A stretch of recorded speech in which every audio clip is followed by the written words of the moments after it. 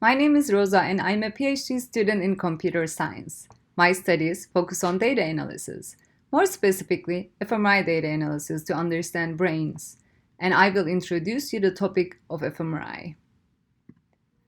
The brain is the most complex part of the human body. It's always active throughout our lives. What we mean by active is that when you think, when you eat, walk, dream, different parts of our brains are engaged to pursue the specific function.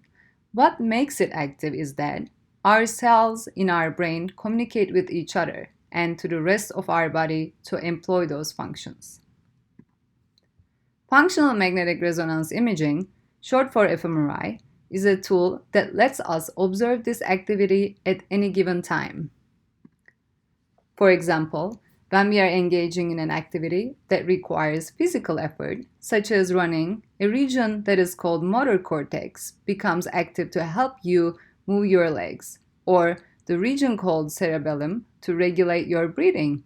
On the other hand, when we are meditating, a different set and maybe more distributed set of regions are active and are working together.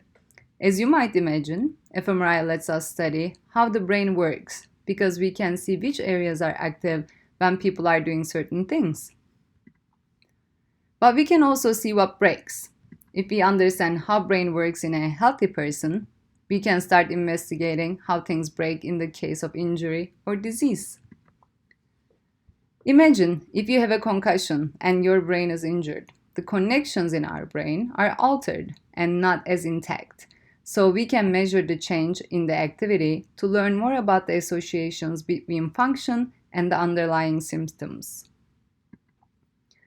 This is important because every year 1.4 million people solely in the US sustain a traumatic brain injury. We then can use fMRI to develop effective treatments. If we are developing drugs or looking at the effects of certain therapies on people who have had concussions, then we can see if they help or not by looking at these changes in the brain activity.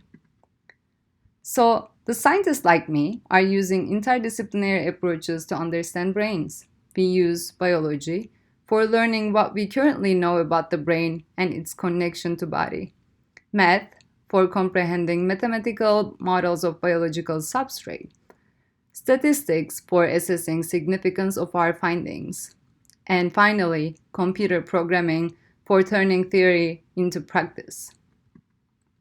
Keep in mind, the important thing is to never stop questioning. Thank you for your attention.